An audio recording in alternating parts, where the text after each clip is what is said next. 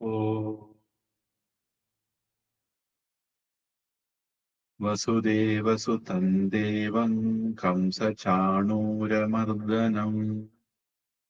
தேவகீ பரமானந்தம் கிருஷ்ணம் வந்தே ஜகத்குரும் மூகம் கரோதி வாசாலம் பங்குல் லங்கயதே கிரிம் யத்கிருபாத்தமஹம் வந்தே பரமானந்தமாதவம்.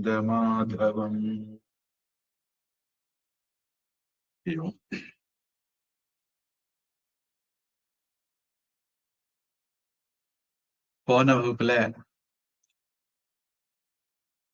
அப்பிரமேயம் அப்படிங்கிறது பார்த்தோம். அப்பிரமேயக அப்படின்னா அறிகிறதுக்கு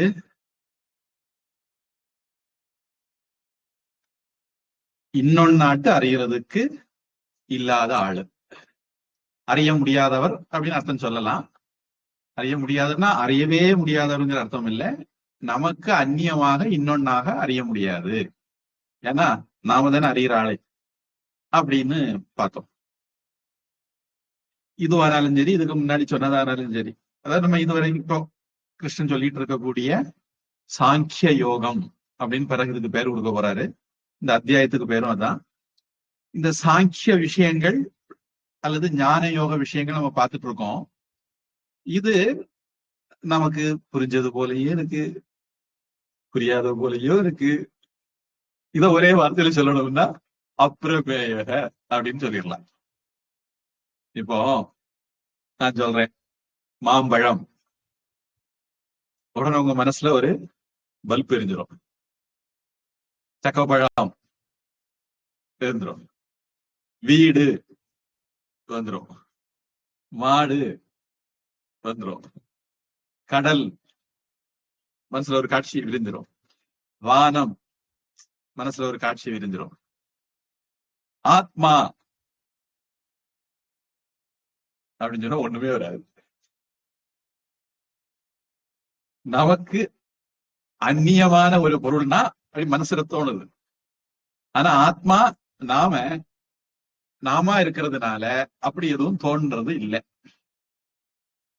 ஒருவேளை நான் அப்படின்னு நான் சொல்லியிருந்தா உங்களுக்கு உங்க உடம்பு ஞாபகம் வந்திருக்குமா இருக்கும். நான் அதனால தான் அப்படி சொல்லாம விட்டேன். எது எது நம்ம பாக்குறோமோ அதெல்லாம் அழியக்கூடியது.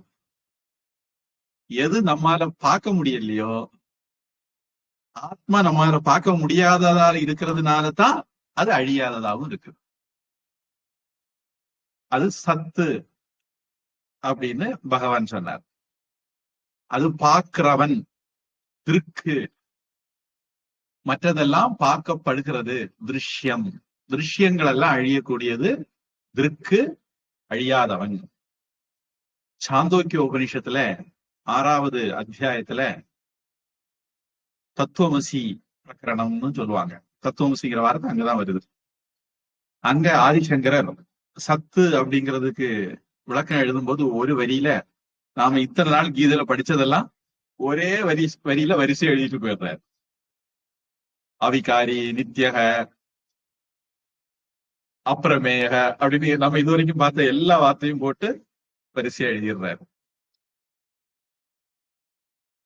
அதனால அப்பிரமேயங்கிறதுக்கு அர்த்தம் தேடி போகண்டாம், நம்ம ஒவ்வொருத்தருக்குமே எக்ஸ்பீரியன்ஸ். இவ்வளவு வேற நாலு கிளாஸ்லயும் சொன்னது ஒண்ணுமே புரியலையே அப்படின்னு. அப்படி புரியாம இருக்கிறதால தான் அப்பிரமேயகன்னு அதுக்கு பேர்.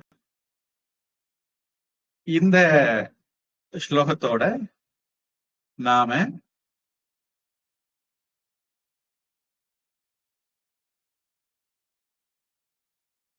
18வது ஸ்லோகம் நிறைவு பண்ணோம். 19க்குள்ள நுழைஞ்சோம். 19 வேதத்திலிருந்து எடுக்கப்பட்ட ஒரு மந்திரம். அத கிருஷ்ணன் ஸ்லோகமாக்கி சொல்றார். அப்போ இதுல இருந்து நாம ஒரு விஷயம் யூகிச்சுக்கலாம். சில பேர் வேத மந்திரம் எல்லாரும் சொல்லக்கூடாது அப்படி எல்லாம் சொல்லுவாங்க. அதெல்லாம் இல்ல. கிருஷ்ணனே கீதையில நமக்காக வேண்டி அதை சொல்லியிருக்காரு. 16வது அத்தியாயத்துல கிருஷ்ணர் தஸ்மாத் சாஸ்திரம் பிரமாணம் தேன்னு சொல்லுவார். காரியா அகாரிய விவஸ்திதம், செய்யக்கூடியது செய்யக்கூடாத விஷயத்துல உனக்கு சாஸ்திரம் தான் பிரமாணம் சொல்லுவார். சாஸ்திரம், வேதம், ஸ்ருதி அப்படிங்கிறது பகவானுடைய வாக்கு. இங்க பகவான் தான் பேசிட்டு இருக்கார். ஆனாலும் பகவான் உபனிஷத்துல இருந்து மேற்கோள் காட்டுறார். இந்த அத்தியாயம் முடியும் போது நாம சொல்ல போறோம், இது ஸ்ரீமத் பகவத்கீதாசு உபனிஷத்சு எல்லாம் சொல்ல போறோம். அப்படி இருந்தாலும் பகவான் ஒரு முன்னுதாரணத்துக்காக வேண்டி அவரே உபனிஷத்துல இருந்து மேற்கோள் காட்டுறார். நான் சொன்னதெல்லாம் நான் சொன்னதில்ல, உபனிஷத்துல இருக்கிறது தான் அப்படின்னு சொல்றார். இப்போ ஸ்லோகம் சொல்றேன், அர்த்தம் சொல்லிட்டு அப்புறம் அதுக்கு விளக்கம் பார்ப்போம். யயேனம் வேத்தி ஹந்தாரம் யஸ்சைனம் மன்யதே ஹதம் உபௌ தௌ ந விஜானீதஹ நாயம் ஹந்தி ந ஹன்யதே. வார்த்தைக்கு வார்த்தை அர்த்தம் சொல்றதா இருந்தா, யக எவன், ஏனம் இவனை, அதாவது நமக்கு நெருக்கமா இருக்கிற ஒண்ண ஏனம் அப்படின்னு சொல்லுவாங்க. பொதுவா தமிழ்ல இது, உது, அது அப்படின்னு 3 உண்டு. உது நீங்க கேள்விப்பட்டிருக்க மாட்டீங்க, நான் உங்களுக்கு கேள்விப்பட வைக்கிறேன், அவ்வளவுதான். அவன், இவன், உவன், அது, உது, எது, இந்த மாதிரி ஆ இ உ 3 சுட்டுக்கள் பயன்படுத்துவாங்க. இந்த ஊ சுட்டு பயன்படுத்துற பழக்கம் குறைஞ்சு போச்சது இல்ல. ஆ இ 2ம் இருக்கு. பக்கத்துல இருந்தா இது, தூரத்துல இருந்தா அது, இடையில இருந்தா உது வரணும், உவன் வரணும். உங்கள்,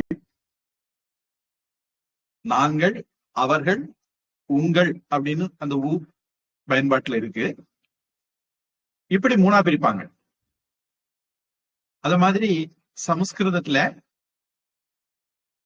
அது, இது இருக்கு. அந்த இதுலயே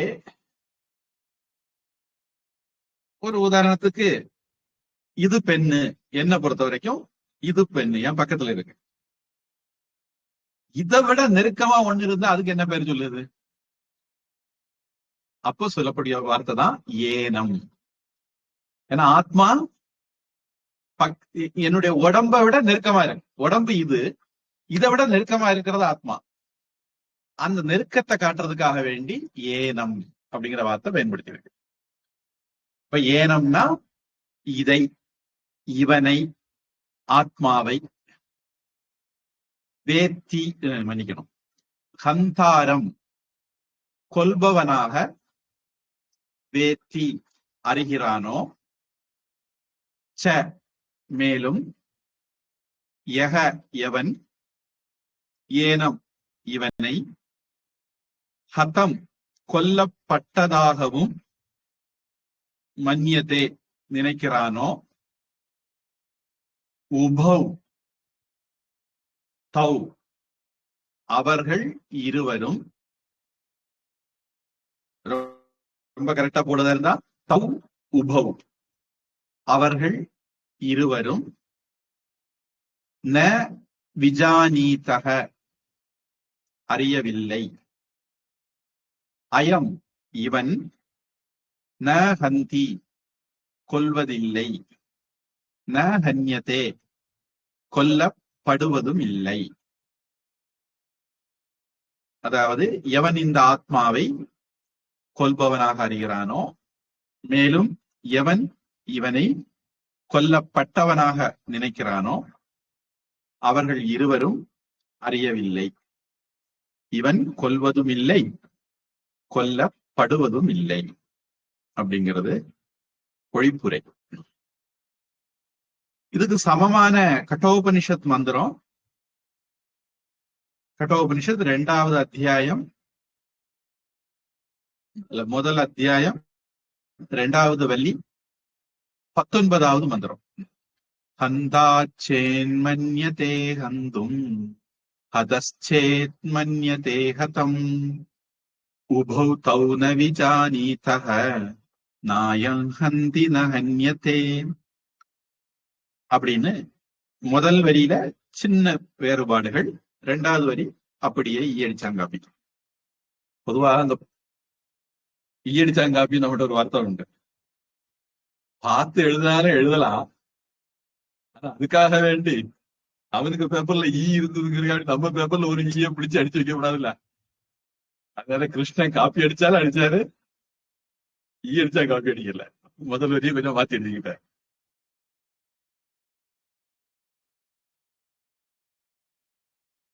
நமக்கு அடிப்படை நூல்கள் அப்படின்னா அது வேதங்கள் தான்.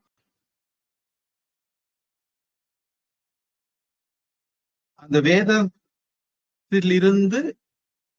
தோன்றியது மற்ற நூல்கள். வேதத்துக்கு ஸ்ருதி, அப்பௌருஷேயம், இப்படியெல்லாம் வேற பெயர்கள் உண்டு. இந்த வேதத்தினுடைய ஞான பகுதி, நம்ம இப்ப ஞானம் பார்த்துட்டு இருக்கிறதுனால ஞான பகுதிக்கு வேதாந்தம், வேதத்தினுடைய கடைசி பகுதியா இருக்கிறதுனால, அல்ல இறுதி கருத்தை சொல்றதுனால. கடைசி பகுதி அப்படின்னு இடம் வச்சு சொன்னோம்னா ரொம்ப கரெக்டா வராது, அதுல குழப்பம் இருக்கு. வேத அந்தம்ன உடனே வேதம் இவ்வளவு நீளம் இருந்தா அதனுடைய கடைசியில வேதாந்தம் இருக்கு அப்படின்னு நினைச்சீங்கன்னா குழப்பம் ஆயிடும். அப்படி இல்ல, வேதத்தினுடைய இறுதி கருத்தாக வரக்கூடிய பகுதிக்கு உபனிஷத்துன்னு பேரு. அது மந்திர பாகத்துல வரலாம், பிராமண பாகத்துல வரலாம், ஆரண்ய பாகத்துல வரலாம். அதனால மந்திர உபனிஷத்து, பிராமண உபனிஷத்து எல்லாம் உபனிஷத்துக்கள் இருக்கு. அப்போ உபனிஷத் அல்லது வேதாந்தம் அப்படிங்கிறது இறுதி கருத்தை சொல்லக்கூடிய பகுதி அப்படின்னு அர்த்தம் எடுத்துக்கிட்டா நம்ம சேஃபா இருக்கலாம். இந்த உபனிஷத்துக்கள் கூறுறதான் சொல்றதான் கீதையும் சொல்லுது அப்படின்னு நம்ம கீதை ஒவ்வொரு அத்தியாயம் முடியும் போது சொல்ல போறோம். அதை சொல்லாம சொல்றாரு பகவான் இந்த ஸ்லோகத்துல. கீதையிலேயே கூட 15வது அத்தியாயம் 15வது ஸ்லோகம், சர்வஸ்ய சாகம் ஹிருதி சந்நிவிஷ்டஹ மத்த ஸ்மிருதிர் ஞானம் அபோகனஞ்ச. தொடக்கத்துக்காக வேண்டி அந்த வரியை சொன்னேன். 2வது வரி தான் நமக்கு முக்கியம். வேதைச்ச சர்வைரஹமேவ வேத்யஹ வேதாந்த கிருத் வேத விதேவ சாகம்.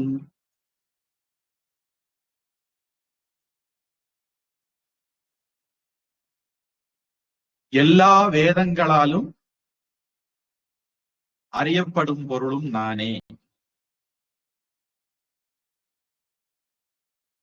வேதாந்தத்தை செய்தவனும் நானே, வேதங்களை அறிந்தவனும் நானே அப்படின்னு பகவான் சொல்றார். பொதுவா கீதையில கிருஷ்ணன் யாரு? இடையனா, கோனாரா, மாடு மேய்க்கிறவனா, மனுஷனா, அர்ஜுனனுக்கு ஃப்ரெண்டா அப்படின்னா கீதையில கிருஷ்ணன் பகவான். நாம இந்த ஸ்லோகங்கள் தொடங்கும் போது பார்த்தோம், ஸ்ரீ பகவான் உவாச்ச அப்படிதான் வியாசர் தொடங்கினார். அதனால கீதையில பேசுற கிருஷ்ணன் பகவான் கிருஷ்ணனாக இருந்துதான் பேசுறார். நான் உங்ககிட்ட சொன்னா ஞாபகம் இல்ல, ஒரு பெரிய கீதை பிரியர் அவர் சொல்லுவார், கிருஷ்ணன் பகவான் கிடையாது அப்படின்னு. அப்ப நான் கேட்பேன், கிருஷ்ணன் ஒரு ஆளை உங்களுக்கு எப்படி தெரியும்?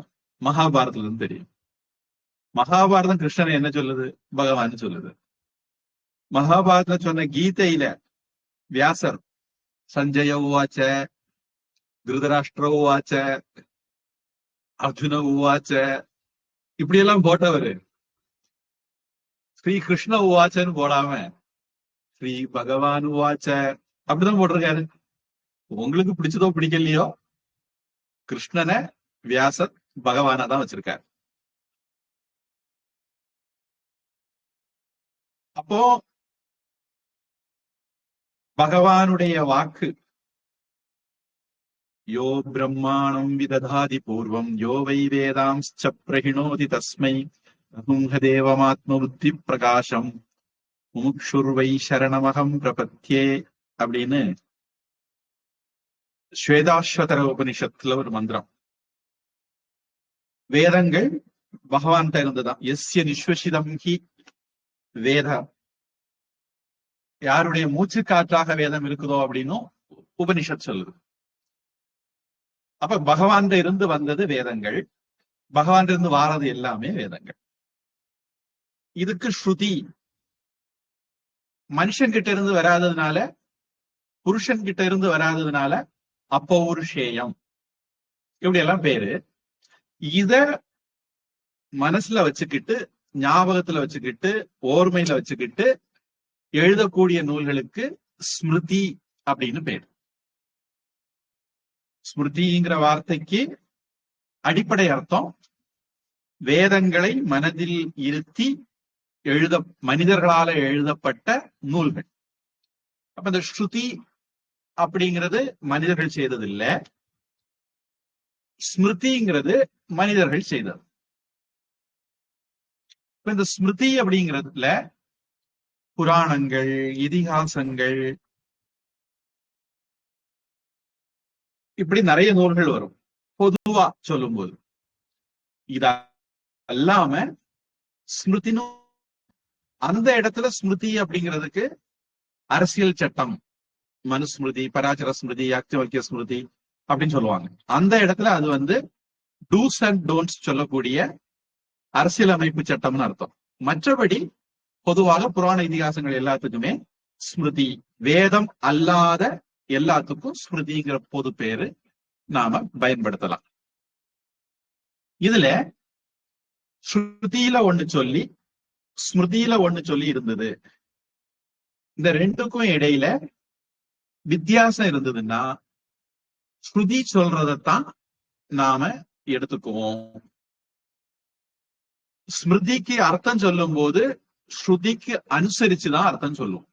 இது ஒரு பரம்பரை. நமக்கு என்ன வேணாலும் அங்க எழுதியிருக்கட்டும், ஸ்மிருதிகள்ல நம்ம அர்த்தம் சொல்றது வேதத்துக்கு ஒட்டி, உபனிஷத்துக்கு ஒட்டி தான் அர்த்தம் சொல்லுவோம். முரணா இருந்தால், ஒருவேளை ரெண்டுக்கும் இடையில முரண் வந்துட்டதுன்னா அதை நம்ம தள்ளிடுவோம், அந்த ஸ்மிருதிய தள்ளிடுவோம், வேதத்துக்கு புறம்பான ஸ்மிருதிய தள்ளிடுவோம். இப்ப கீதை அப்படிங்கிறது இதிகாசத்துல, மகாபாரதம் அப்படிங்கிற இதிகாசத்துல நடுவுல வரக்கூடிய ஒரு பகுதி. அதனால கீதையும் ஸ்மிருதி அப்படிங்கிற அந்தஸ்துல உள்ளது. பிரஸ்தானத்திரயம்னு 3 முக்கிய நூல்கள் இருக்கு. உபனிஷத், கீதை, பிரம்மசூத்திரம்.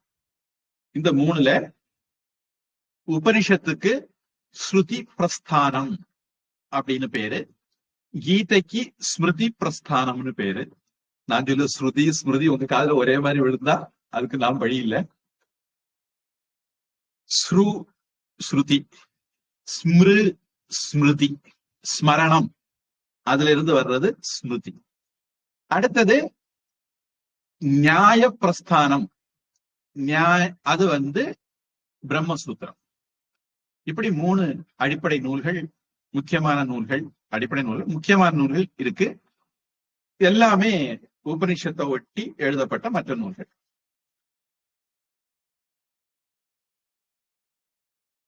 பகவான் அப்போ இங்க நான் ஸ்ருதியை ஒட்டித்தான் போறேன், உபனிஷத்தை ஒட்டித்தான் போறேன் அப்படிங்கிறத சொல்லாம சொல்றதுக்கு கட்டோபனிஷத் மந்திரங்களை சொல்றார் அப்படின்னு நம்ம எடுத்துக்கலாம்.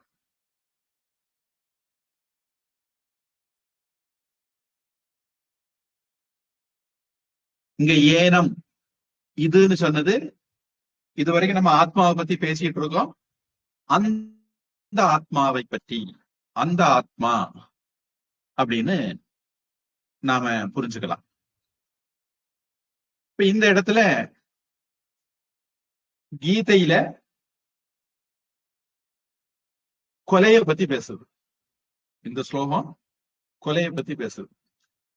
சரி, கீதையாவது யுத்த களத்துல இருக்கு, அதனால கொலையை பத்தி பேசலாம். ஆனா கட்டோபனிஷத்துல என்ன வந்தது?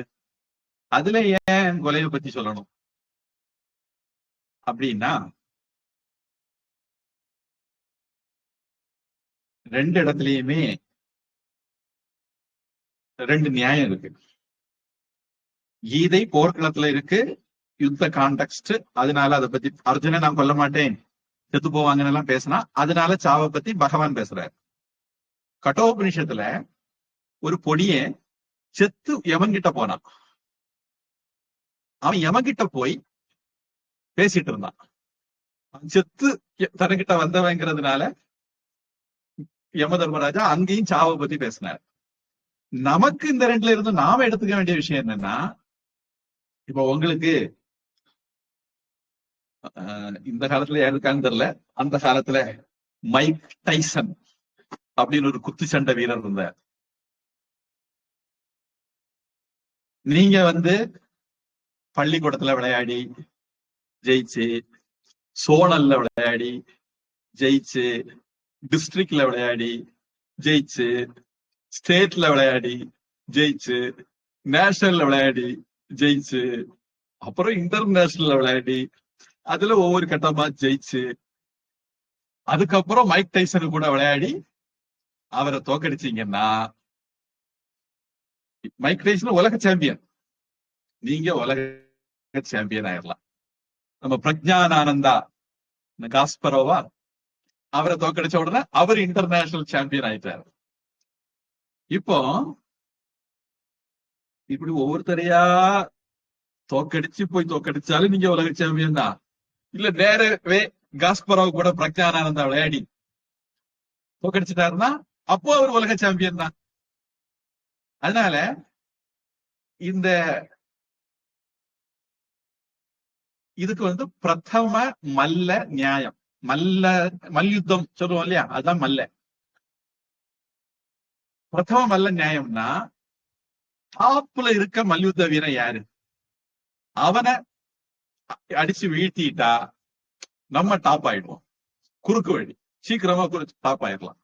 இத மாதிரி உலகத்துல எவ்வளவோ விஷயங்கள் இருக்கு, செயல்கள் இருக்கு.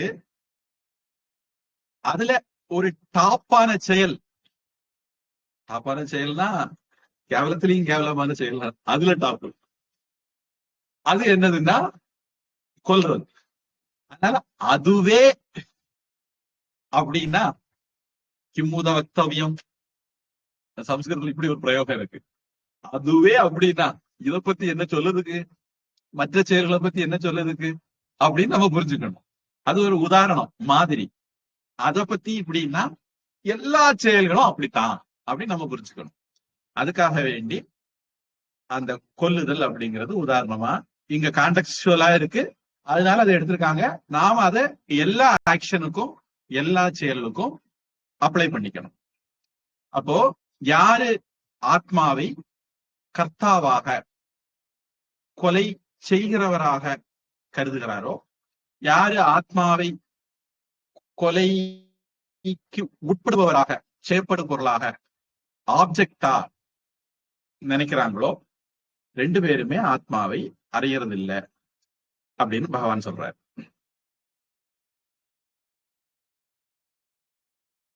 இந்த ஆத்மா ந ஹந்தி கொல்வதும் இல்லை, ந ஹன்யதே கொல்லப்படுவதும் இல்லை.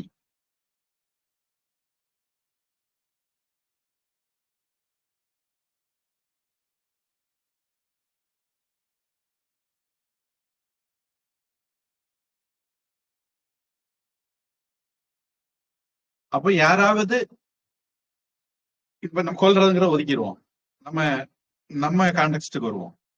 யாராவது ஒருத்தர் நான் இந்த செயலை செய்கிறேன், நான் இந்த செயலுக்கு உட்படுகிறேன் அப்படின்னு நினைச்சாங்கன்னா அவங்களுக்கு உண்மை தெரியல.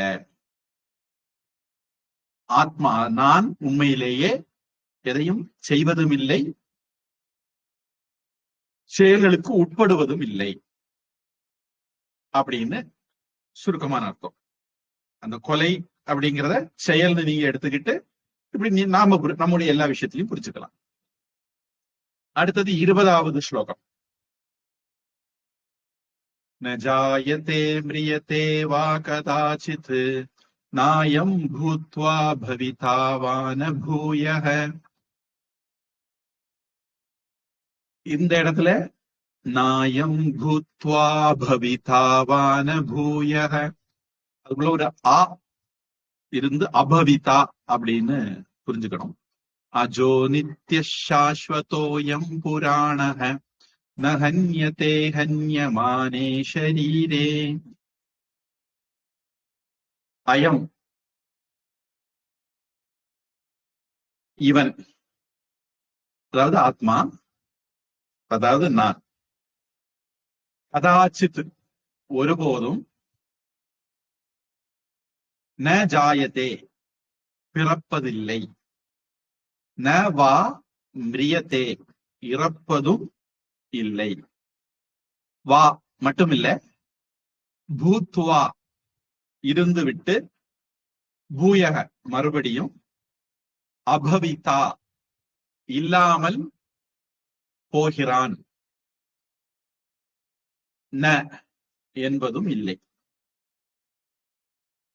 அஜக பிறவாதவன், நித்யக நித்தியமானவன், சாஸ்வதக சாஸ்வதமானவன் மாறாதவன், புராணக பழமையானவன், அதாவது அப்படியே இருக்கிறவன், அயம் இவன், ஷரீரே கன்யமானே உடல் அழிவுறும் போதும், ந ஹன்யதே அழிவுறுவது இல்லை.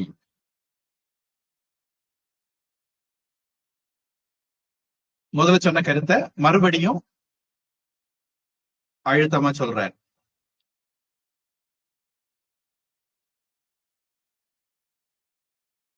ஆத்மா மாறாதது அப்படிங்கிறது. இதுல நான் ஏற்கனவே உங்களுக்கு ஒரு விஷயத்தை அறிமுகப்படுத்தி இருந்தேன் 1-2 வகுப்புக்கு முன்னாடி. இந்த ஸ்லோகத்துக்கு தேவைப்படுங்கிறதுனால முன்கூட்டி அதை சொல்லி வச்சிருந்தேன். ஆத்மாவுக்கு எந்த மாற்றமும் இல்லை. ஆனா நம்ம என்ன நினைச்சிட்டு இருக்கோம், நான் இந்த உடம்புன்னு நினைச்சிட்டு இருக்கோம். இந்த உடம்புக்கு 6 மாற்றங்கள் உண்டு. என்னெல்லாம்? பிறக்குது, இருக்குது, வளருது, மாறுது, தேயுது, அழியுது. இப்படி ஷட் விகாரம் அல்லது ஷட் பாவ விகாரம் அப்படி சொல்லுவாங்க. 6 விதமான மாறுதல்கள் இருக்கு. இந்த மாறுதல்கள் ஆத்மாவுக்கு கிடையாது. அது தானாகவும் மாறாது, வேற எதுவும் அதை மாற்றவும் முடியாது அப்படின்னு பகவான் சொல்ல விரும்புறார். இந்த மந்திரமும் கட்டோபனிஷத்துல இருந்து எடுத்தது. கட்டோபனிஷத்துல இது முதல் அத்தியாயம் 2வது வள்ளி 18வது மந்திரமா வருது. ந ஜாயதே மிரியதே வா விபஸ்சித் நாயம் குதஸ்சின் நபுபூவ கஸ்சித் அஜோ நித்ய சாஸ்வதோயம் புராணஹ ந ஹன்யதே ஹன்யமானே ஷரீரே. இங்கேயும் பகவான் ஈ அடிச்சாங்காப்பி தெரியக்கூடாதுங்கிறதுக்காக வேண்டி வரியில கொஞ்சம் மாத்தி எழுதிக்கிட்டு, அதே அர்த்தம் தான் மாத்தி எழுதிக்கிட்டு 2வது வரியில அப்படியே எழுதி வச்சிருக்காரு. காப்பி அடிச்சாலும் இப்படி கிருஷ்ணனை மாதிரி காப்பி அடிக்கணும், புத்திசாலித்தனமா. இப்போ ந ஜாயத்தே இது பிறக்கிறது இல்லை. அப்போ 6ல பிறக்குது அப்படிங்கிறது அடிபட்டாச்சு. உடம்பு பிறக்கும், ஆனா இந்த உடம்புக்குள்ள இருந்து உடம்ப தாங்கிட்டு உடம்ப செயல்பட வச்சுக்கிட்டு ஒரு ஆள் இருக்காரு. இப்போ ஒரு வண்டி இருக்கு, வண்டி ஓடும் போது வண்டி ஓடுதுன்னா வண்டியா ஓடுது, உள்ள இருக்கிற பெட்ரோல் ஓட வைக்குது. ஒரு கடிகாரம் இருக்குது, கடிகாரம் ஓடுதுன்னா கடிகாரமா ஓடுது, உள்ள இருக்கிற பேட்டரி எலக்ட்ரிசிட்டி ஓட வைக்குது.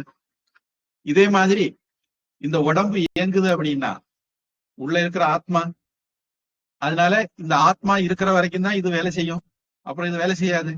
அப்ப உண்மையிலே நான் அப்படின்னா ஆத்மா.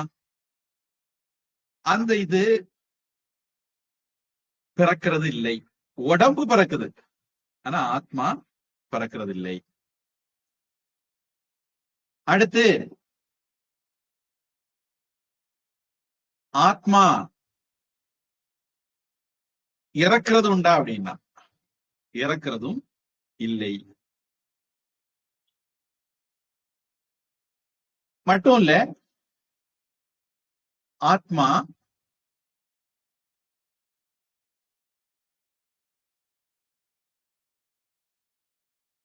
நான் அயம் பூத்வா பவிதா வான பூயக, இதை 2 விதமா அர்த்தம் பண்ணலாம். அதுல ஒரு வா அப்படின்னு ஒண்ணு இருக்கிறதுனால 2 விதமா அர்த்தம் பண்ணலாம். ஒண்ணு, முன்னாடி இருந்து பின்னாடி இல்லாம போயிட்டு. முன்னாடி இருந்து பின்னாடி இல்லாம போனா அதுக்கு இறப்புன்னு பேரு. இன்னொரு விதமா அர்த்தம் பண்ணா, முன்னாடி இல்லாம இருந்து பின்னாடி இருந்தது. இல்லாம இருந்ததுன்னா அது பிறப்புன்னு சொல்லுவோம். பொதுவா நம்முடைய புரிந்து கொள்ளுதல் இதுதானே. ஒரு பொருள் இல்லாம இருந்து வந்ததுன்னா பிறப்பு, தோன்றாம இருந்து தோன்றிச்சதுன்னா பிறப்பு, தோன்றுகிற ஒரு பொருள் காணாம போயிட்டதுன்னா இறப்பு. இந்த 2மே இல்லாம இருந்து வர்றதோ வந்துகிட்டு போகிறதோ ஆத்மாவுக்கு, உடம்பு கொண்டு ஆத்மாவுக்கு கிடையாது. அதனால நீ உடம்பு கிடையாது, ஆத்மா. உடம்புக்கு அந்நியமான, உடம்புக்கு மேற்பட்ட, உடம்புக்கு ஆதாரமான ஒரு ஆள் நீ அப்படின்னு சொல்றார். இது முதல் வரி அர்த்தம். 2வது வரியில முதல்ல சொன்னதையே மறுபடி வேற வார்த்தைகளை சொல்றாரு. பிறக்கிறது இல்லைன்னு சொன்னாரு, அஜக பிறக்காது, பிறவி இல்லாதது அப்படின்னு. ஜ அப்படின்னா பிறக்கிறது, அஜ அப்படின்னா பிறப்பு இல்லாதது. நித்தியக நித்தியமானது அப்படின்னா மரணம் இல்லை அப்படிங்கறது மறுபடியும் சொல்றாரு. அதாவது இந்த மண்டைக்குள்ள நான் பிறக்கிறவன், நான் இறக்குறவன், நான் வேலை செய்கிறவன், நான் அனுபவிக்கிறவன், ஆண்டவன் என்னை இப்படி படைச்சுத்தானே, என்னை இப்படி எல்லாம் அனுபவிக்க வச்சுட்டானே, இப்படி மண்டைக்குள்ள அழுத்தமா இருக்கு. பகவான் ஸ்கிராப்பர் போட்டு தேய்ச்சி தேய்ச்சி அதை போக வைக்கிறதுக்காண்டி திருப்பி திருப்பி சொல்றாரு. சாஸ்வதக, சரி நித்தியம்னா கங்கை நித்தியம், ஆனா தண்ணி மாறிக்கிட்டே இருக்கும். தீபம் நித்தியம், ஆனா சுடர் மாறிக்கிட்டே இருக்கும், எண்ணெய் தீர்ந்துகிட்டே இருக்கும், திரிக்கு கரிஞ்சுக்கிட்டே இருக்கும். அப்படி நித்தியமானா இல்ல இல்ல, நிரந்தரமான கூடஸ்த நித்தியம் அப்படிங்கறனால சாஸ்வதக அப்படிங்கிறதையும் சொல்றாரு. அடுத்தது புராணக. புரா அபி நவம், அதாவது முன்னை புதுமைக்கும் முன்னை புதுமையாய், பின்னை முன்னை பழமைக்கும் முன்னை பழமையாய், பின்னை புதுமைக்கும் பின்னை புதுமையாய் அப்படின்னு சொன்னது மாதிரி புரா அப்பி நவம் சேர்ந்தால் புராணம்னு வரும்னு ஒரு விளக்கம் சொல்ற பழக்கம் உண்டு. அப்போ புராணம்னா பொதுவா நம்ம என்ன நினைக்கிறோம், பழைய கதை, பழங்கதை அப்படி நம்ம நினைக்கிறோம். ஆனா புராணம்ங்கிற வார்த்தைக்கு எவ்வளவு பழசா இருந்தாலும், லேட்டா இருந்தாலும் லேட்டஸ்டா இருக்கும். எவ்வளவு பழசா இருந்தாலும் நவீன காலத்துக்கு அப்ளை ஆகும். இன்னைக்கும் அது செல்லுபடி ஆகும். அப்படிப்பட்டதுதான் புராணம் அப்படிங்கிறது. அதனால ஆத்மாவுடைய உடம்பினுடைய மாறுதல்கள்ல வளர்தல்னு ஒண்ணு உண்டு. இந்த ஆத்மாவுக்கு வளர்தல் உண்டானா அதான் என்றும் இளமையா இருக்கும். மார்க்கண்டேயன் மாதிரி, தட்சிணாமூர்த்தி மாதிரி எப்பவும் இளமையா இருப்பார். புராணம் அப்படிங்கிறது இந்த இடத்துல எப்போது இளமையா இருக்கிறது, வளர்ச்சி இல்லாதது அப்படிங்கிற அர்த்தம். அடுத்து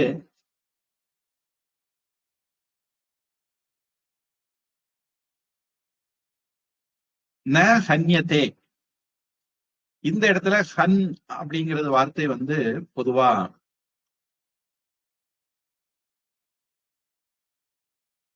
அழிவு சம்பந்தப்பட்ட வார்த்தை. அது சில இடங்கள்ல நம்ம கொல்லுதல்ங்கிற அர்த்தத்தை பயன்படுத்துவோம், சில இடங்கள்ல மாறுதல்ங்கிற அர்த்தத்தை பயன்படுத்துவோம். இடத்தை பொறுத்து அந்த அர்த்தம் எடுத்துப்போம். இந்த இடத்துல நாம மாறுகிறது அப்படிங்கிற அர்த்தத்துல பயன்படுத்துறோம். அதாவது ஜாயத்தே அஸ்தி வர்த்ததே விபரிணமதே, பரிணமிக்குது அப்படின்னு சொன்னது இதுக்கு கிடையாது. பரிணாமமும் இதற்கு கிடையாது. அதாவது கிருஷ்ணன் முதல் வரியில என்ன சொன்னாரு? இறக்காதுப்பா இறக்காதுப்பா அப்படின்னாரு. அப்ப நாம என்ன பண்ணுவோம் அப்படின்னா, முதல்ல உள்ளது சொல்லிட்டாரு, கடைசியில் உள்ளது சொல்லிட்டாரு. அப்போ இடையில உள்ளதையும் சொன்ன மாதிரிதான். இதுக்கு உபலட்சணம்னு பேரு. அப்ப நம்ம இந்த ஆறையும் எடுத்துக்குவோம் அப்படின்னு நாம விளக்கம் சொல்லிடுவோம். இப்ப நீங்க என்ன பண்ணுவீங்க? சாமி என்ன கம்பி கட்டுற கதையெல்லாம் விடுவாரு, கிருஷ்ணர் 2 தான் சொன்னாரு, சாமி மீதி 4 எடுத்துக்கிட்டாரு அப்படின்னு சாமி கையில இருந்து போட்டு சொல்லுவாரு அப்படின்னு நீங்க நினைக்க கூடாது. கிருஷ்ணன் பார்த்தாரு, இப்படி சொன்னா அவங்க அப்படி நினைச்சாலும் நினைப்பாங்க, நம்மளே நம்ம வாயாலே சொல்லிடுவோம். அதனால 2வது வரியில அஜக நித்யக சாஸ்வதக அயம் புராணக ஹன்யத்தே அப்படின்னு அவரு வாயாலேயே சாமிக்கு கையில இருந்து கட்டுக்கதை கதை அடிக்காரு அப்படின்னு நீங்க நினைக்க கூடாதுங்கிறக்காண்டி கிருஷ்ணரே அவரோட வாயாலே இதெல்லாம் சொல்லிட்டாரு. அப்போ ஹன்யத்தே அப்படின்னா தேய்கிறதில்லை அப்படிங்கிறது அர்த்தம். இப்ப நமக்கு முதல்ல பல்லே இல்லாம இருந்து அப்புறம் பல்லெல்லாம் பால் பல் அப்புறம் பால் பல் விழுந்து நல்ல பல்லெல்லாம் முளைக்கும். அப்புறம் மீச முளைக்கும், தாடி முளைக்கும், இப்படி வளர வளர ஒவ்வொன்னா வந்துட்டு இருக்கும். மாறுதல்கள்லாம் வரும். அதுக்கப்புறம் ஒரு 30 எல்லாம் ஆன பிறகு அப்புறம் பல்லு விழ ஆரம்பிக்கும், காது கேட்காது, கண்ணு காணாது, முடி நிறைக்கும், இப்படி தேய்வு ஆரம்பிச்சிடும். இந்த தேய்வும் ஆத்மாவுக்கு கிடையாது. ஆத்மா என்னைக்கா அப்படியே கல்லு பிள்ளையார் கணக்கா குத்து கல்லாட்டம் அப்படியே இருக்கும். அதுதான் ஆத்மா. ஆத்மா அது வேற ஏதோ ஒரு ஆள், நம்ம தான்.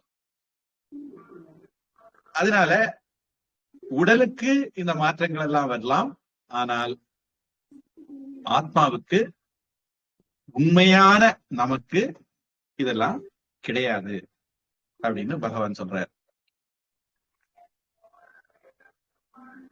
இப்ப 21வது ஸ்லோகம். அதான் நான் உங்களுக்கு போதுமான அளவு பின்புலம் இதுக்கு முன்னாடி உள்ள ஸ்லோகங்கள்ல கொடுத்துட்டேன். அதனால நாம இன்னைக்கு 3வது ஸ்லோகத்துக்கு போறோம். வழக்கமா ஒரு மாசம் ஒரு ஸ்லோகம் முடிக்க மாட்டோம். இன்னைக்கு 3வது ஸ்லோகத்துக்கு போறோம். வேதா விநாசினம் நித்யம் யேனமஜமவ்யயம் கதம் சபுருஷ பார்த்த கம் காதயதி ஹந்திகம். பார்த்தனே, அதாவது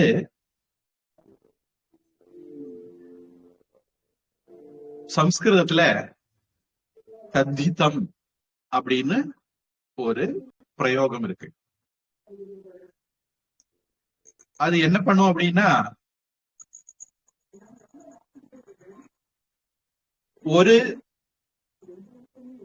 பரம்பரை, சந்ததி, அதை குறிக்கும். ஒரு உதாரணத்துக்கு வசுதேவன், அவருக்கு பையன் வாசுதேவன். ரகு வம்சத்துல வந்தவர் ராகவன். ஹிமவான் மகள் ஹைமவதி. இந்த மாதிரி அந்த வார்த்தையை கேட்ட உடனே நமக்கு தெரியும். பாராசரர், பராசரருக்கு பிள்ளை வியாசர். இப்போ உங்களுக்கு இதுல கன்னியாகுமரி மாவட்டத்துக்காரங்களுக்கு வேண்டி சொல்றேன், மண்டக்காட்டு கொடை தொடங்க போகுது, ஹைந்தவ சேவா சங்கம் நடந்தது. ஹிந்து அதுல இருந்து வந்தது ஹைந்தவ. பர்வதராஜன் மகள் பார்வதி, ஜனகன் மகள் ஜானகி, தசரதன் மகன் தாசரதி. இதே மாதிரி பிருத்தா அப்படிங்கிறது குந்தி தேவியினுடைய ஒரு பேர். குந்தி தேவியினுடைய பிள்ளை அப்படிங்கிற அர்த்தத்துல பார்த்த அப்படிங்கிற வார்த்தை வருது. இதுக்கு சில ரூல்ஸ் ரெகுலேஷன் எல்லாம் இருக்கு. ஆனா பார்த்த அப்படின்னா குந்தி மகனே அப்படின்னு அர்த்தம். இன்னொரு வார்த்தையும் பயன்படுத்துவார், கவுந்தேய, அப்பவும் குந்தி மகனேன்னு தான் அர்த்தம். இது பிருத்தாவின் மகனேன்னு அர்த்தம், அங்க குந்தி மகனேன்னு அர்த்தம். கிருத்தாவும் பிந்தியும் ஒரே ஆளு. அடுத்து பாண்டவ அப்படின்னு சொன்னா பாண்டுவினுடைய மகனே அப்படின்னு அர்த்தம்.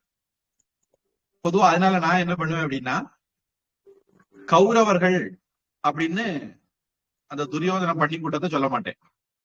ஏன்னா கௌரவர்கள் அப்படிங்கிற வார்த்தை பஞ்சபாண்டவர்களுக்கும் பொருந்தும். ஆனா நிறைய பேரு பாண்டவர்கள்னா பஞ்சபாண்டவர்கள், கௌரவர்கள்னா துரியோதனம் பண்ணி கூட்டம் அப்படின்றாங்க. குரு வம்சத்தில் வந்தவர்கள்னு அர்த்தம். பாண்டவர்களும் குரு வம்சத்துல தான் வந்துறாங்க, துரியோதன கூட்டமும் குரு வம்சத்துல வந்தது. அதனால துரியோதன கூட்டத்தை இவங்கள அப்பா பேர் வச்சு பாண்டவர்கள்னு சொன்னா, துரியோதன கூட்டத்தை தார்த்தராஷ்டிரர்கள் அப்படின்னு நம்ம சொல்லலாம். நமக்கு கீதையில முதல் அத்தியாயத்துல தார்த்தராஷ்டிராக அப்படின்னு ஒரு வார்த்தை வருது. அந்த அர்த்தத்துலதான் அந்த வார்த்தை இருக்கு. அதே மாதிரி இங்க பார்த்த அப்படிங்கிற வார்த்தை இந்த மாதிரி வேற இடங்கள்ல வார்த்தை வரும்போது சொல்றேன். இதுக்கு தத்திதம் அப்படின்னு பேர். இந்த வார்த்தையை கேட்ட உடனே இந்த பரம்பரை அப்படின்னு நம்ம புரிஞ்சுக்கலாம். அடுத்து ஏனம், இவனை. யாராவது நல்ல ஞாபக சக்தியோட உட்கார்ந்து இருந்தா அவங்க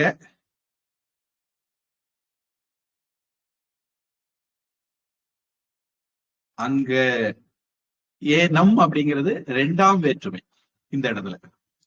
அதனால இவனை அப்படின்னு நம்ம சொல்றோம்.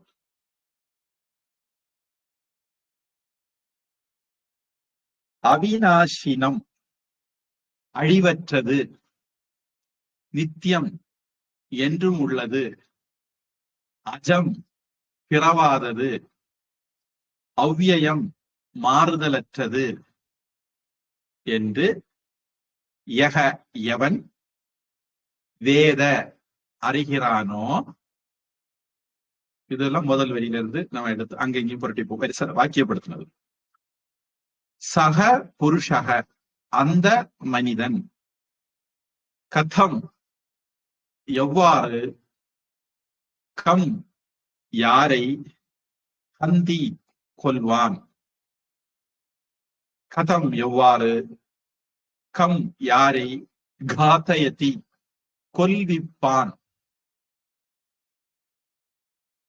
பார்த்தனே, இந்த ஆன்மாவை அழிவற்றது, என்றும் உள்ளது, பிறவாதது, மாறுதலற்றது என்று எவன் அறிகிறானோ அந்த மனிதன் எவ்வாறு யாரை கொல்வான், எவ்வாறு யாரை கொல்விப்பான். நீ கொண்டு போடுவேன், செத்து போவாங்க அப்படிலாம் புலம்பிட்டு இருக்க. அதனாலதான் நான் சொன்னேன், அசோச்சியான் அன்வசோச்சஸ்துவம் பிரஜாவாதாம்ச்ச பாஷசே. நீ கவலைப்பட தேவையில்லாததை பத்தி கவலைப்பட்டு இருக்க அப்படின்னு கிருஷ்ணன் தொடங்கினார் இல்லையா? அந்த சொன்னதுக்கு நியாயத்தை சொல்லிட்டே வர இந்த ஸ்லோகத்துல ஏற்கனவே பார்த்த விஷயங்களை மறுபடியும் சொல்ற. அதாவது சாதாரணமா ஒரு விஷயத்தை திருப்பி திருப்பி சொல்றது குடியாரத்தனம், புனருக்தி தோஷம், கூறியது கூறல் அப்படின்னு சொல்லுவாங்க. ஆனா தத்துவம் விஷயங்கள், உயர்ந்த விஷயங்கள் வரும்போது திருப்பி திருப்பி சொல்றது வரவேற்கப்படுறது, பாராட்டப்படுறது. ஏன்னா அப்பதான் கேட்கிறவங்களுக்கு புரியும். ஒரு தடவை இல்லாட்டா ஒரு தடவை புரியும். நம்ம கேட்டுட்டே இருப்போம், திடீர்னு அடுப்புல பாலை வச்சோமே, கேஸ் ஸ்டவ் ஆஃப் பண்ணாமா அப்படின்னு ஒரு எண்ணம் போயிடும். அந்த நேரத்துல சொன்னது விட்டு போயிடும். ஒரு அந்த கிளாஸ்ல விட்டு போயிருந்தா அடுத்த கிளாஸ்ல மறுபடியும் சொல்லும் போது அந்த நேரத்துக்கு நீங்க கவனமா இருந்து கேட்டுருவீங்க. அதனால திருப்பி திருப்பி சொல்றதுக்கு தத்துவ விஷயத்துல பிரயோஜனம் உண்டு, அது குற்றம் இல்லை. அதனால நம்ம ஏற்கனவே பார்த்ததுதான் பகவான் இங்கேயும் சொல்ற, இது அவிநாஷி, அழியாதது, அதனால நித்தியம்.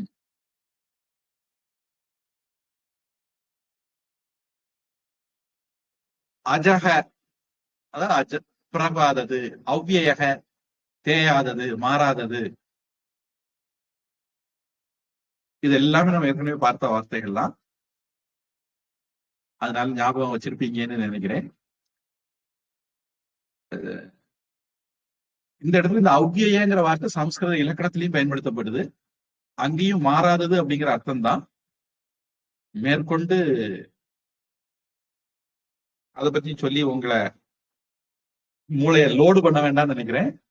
அதாவது ஜெண்டர், நம்பர், பர்சன், தமிழ்ல என்ன சொல்லுவாங்க, பால் வேற்றுமையோ, எண்ணிக்கை வேற்றுமையோ, தன்மை முன்னிலை படர்க்கை வேற்றுமையோ, இதெல்லாம் பத்தி கவலையே படாம எல்லா இடத்துலயும் ஒரே மாதிரி ஒரு வார்த்தையை பயன்படுத்தினா அதுக்கு அவ்வியம் அப்படின்னு சம்ஸ்கிருதத்துல பேரு.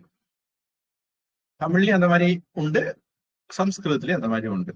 இப்போ பொதுவான இப்போ அவன் அப்படின்னு சொல்லும் போது அதுல ஆணுங்கிறது இருக்குது, ஒருத்தன்கிறது இருக்குது, அவள் அதுல பெண்ணுங்கிறது இருக்குது, ஒருத்திங்கிறது இருக்குது. படித்தான் அப்படின்னு சொன்னா அதுல ஆணுங்கிறது இருக்குது, நிகழ்காலம்ங்கிறது இருக்குது, அப்புறம் அதுல ஒருமைங்கிறது எண்ணிக்கை இருக்குது. படித்தாள் நிகழ்காலம்ங்கிறது இருக்குது, ஒருமைங்கிறது இருக்குது, ஆனா பெண்பால் அப்படிங்கிறது இருக்குது. இப்படி வார்த்தைகள்ல இருந்து நம்ம நிறைய விஷயங்களை புரிஞ்சுக்க முடியும். இந்த அவ்வியம்ங்கிறதுல அந்த வேலைக்கே ஆவாது. அதை வச்சு ஒண்ணும் கண்டுபிடிக்க முடியாது. எல்லா சமயம் ஒரே மாதிரி இருக்கும். அதனால அதுக்கு அவ்வியம்னு பேரு, அது சாத்து இலக்கணம். இப்போ இந்த ஸ்லோகத்துல ஒரு இதுவரைக்கும் பார்த்ததுல நாம யாரும் கொல்ல முடியாது, அதாவது நமக்கு ஆப்ஜெக்டா யாரும் இருக்க முடியாது, நம்மளை யாரும் கொல்ல நாமும் சாக மாட்டோம் அப்படிங்கிற விஷயம். கர்த்தா கர்ம அப்படின்னு சொல்லுவாங்க, எழுவாய் செய்யப்படு பொருள். இந்த ரெண்டு விஷயத்தை பத்தி பகவான் பேசிட்டு இருந்தார். இந்த இடத்துல இன்னொரு விஷயத்த புதுசா அறிமுகப்படுத்துறாரு. என்னன்னா காத்தயத்தி. காத்தயத்தி அப்படிங்கிறது காசல் அப்படின்னு சொல்லுவாங்க. அதாவது நாம ஒரு காரியத்தை செய்யலாம், அல்லது இன்னொருத்தரை வச்சு செய்ய வைக்கலாம் இல்லையா? நாம தான் செய்யணும்னு இல்ல, இன்னொருத்தரை வச்சு நம்ம செய்ய வைக்கலாம். அப்போ காரியம் நடந்துடும். எய்தவன் இருக்கு அம்பை நோவானேன்னு சொல்லுவாங்க. சில சமயங்கள்ல கொள்ளையடிக்கிறவங்க இருப்பாங்க, IAS IPS இப்படி எல்லாம் கோடி கோடியா கொள்ளையடிச்சு வச்சிருப்பாங்க. நம்ம பிடிச்சுக்கிடுவோம். அவனை கொள்ளையடிக்க வச்ச அரசியல்வாதி இப்படி விட மாட்டான், தப்பிச்சிருவான். அவனை கொள்ளையடிக்க வச்சது யாரு? அரசியல்வாதி. ஊழல் பண்ண வச்சது யாரு? அரசியல்வாதி. மாப்பிள்ள தப்பிச்சுக்கிடுவாரு, ஐஏஎஸ் ஐபிஎஸ் மாட்டிக்கிடுவான். அப்போ எய்தவன் ஒருத்தன், அம்பு மாட்டிக்கிடும். அரசியல்வாதிக்கு கொள்ளை அடிக்கணும், 10 ரூபா பாலாஜிய கொள்ளையடிக்க வச்சுக்கிட்டு 10 ரூபா பாலாஜி எடுத்து கமிஷன் வாங்கிக்கிடுது. அப்ப 10 ரூபா வாங்குறது பாலாஜி, கமிஷன் மட்டும் நமக்கு, மாட்டுறது 10 ரூபா பாலாஜி. இத மாதிரி நமக்கு தான் செய்யணும், இன்னொருத்தரை நம்ம செய்ய வைப்போம். இப்படியும் காரியம் நடக்கும். கிருஷ்ணன் அதையும் சொல்லாம விட்டுறப்படாதுங்கிறக்காண்டி காத்தயதி, கொல்விப்பான் அப்படின்ட்டு சொல்றாரு. ஆளு வச்சு அடிக்கிறது நம்ம ஊர்ல சொல்லுவோம்ல, அந்த ஆளு வச்சு அடிக்கிறதும், அடிச்சாலும் ஆளு வச்சு அடிச்சாலும் ஆத்மாவை ஒண்ணும் பண்ண முடியாது. உடம்ப வேண்டாம் பண்ணலாம், ஆத்மாவை ஆளு வச்சு அடிக்க முடியாது அப்படின்னு பகவான் இதுல சொல்றாரு.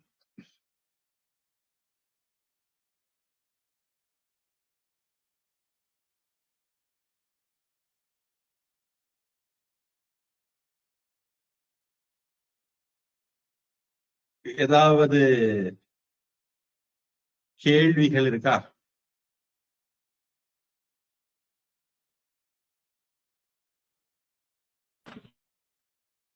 சுவாமிஜி, ஸ்மிருதிக்கும் ஸ்ருதிக்கும் முரண்பாடு இருக்கிறது உண்டா? அதாவது படிச்சவன் பாட்டை கெடுத்தான், எழுதினவன் ஏட்ட கெடுத்தான்னு சில குழப்பங்கள் ஏற்படும். அப்படி ஏற்பட்டது அப்படின்னா, ஏன்னா நம்ம எல்லாம் வந்து லட்சக்கணக்கான வருஷமா வாழக்கூடிய தலைமுறைகள். என்ன சிகை கொற்றன் எகிப்துல போய் பிரமிடுல சிகை கொற்றன் எழுதிட்டாராம். நாங்கதான் தமிழே, கல் தோன்றி மண் தோன்றா காலம்னு. ஏண்டா டேய், நீ போய் எழுதுறதுக்கு அவன் அங்க பிரமிடு செய்து வச்சிருந்தான். அதுதான் இப்போ கிரிக்கெட் வந்தேன், கல்வெட்டு கூட வெட்டல, கிரிக்கெட் வந்தேன். போற இடத்துல சாக் பீஸ் கடிக்கொட்டை கொண்டு நீ போய் கிரிக்கெட் வந்த. நீ அதை கூட ஒழுங்கா கிறுக்கல, அது வேறக்கிற. நீ அரையும் குறையுமா கிறுக்கிறதுக்கு அங்க ஒரு பிரமிடு இருந்தது, அந்த பிரமிட ஒருத்தன் கட்டியிருந்தான். அவன் முன்னாடி பிறந்தானே, நீ முன்னாடி பிறந்தியா?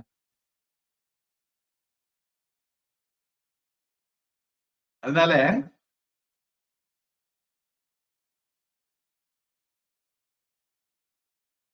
நாம வந்து ஏதோ வாய்ப்பு கிடைச்சதுடா அப்படின்னு சொல்லிக்கிட்டு என்னத்துக்கு என்னத்தையும் பேசக்கூடாது.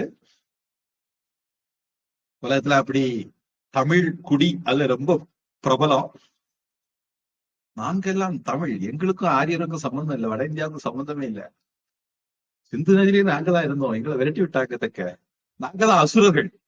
ராவணன் எங்க பாட்டம் தான். ஏதோ ராவண திருநெய்னார் குறிச்சியில பிறந்தது மாதிரி. அவன் பிறந்தது மீரட் பக்கத்துல, நொய்டா பக்கத்துல. கொள்ளையடிக்கிறதுக்காக வேண்டி இலங்கைக்கு வந்திருந்தான். அதனால ஒரு பெல்லும் பிரேக்கும் லெக்கு லெவல் இல்லாம நிறைய கட்டுக்கதை உலகத்துல போயிட்டு இருக்கு.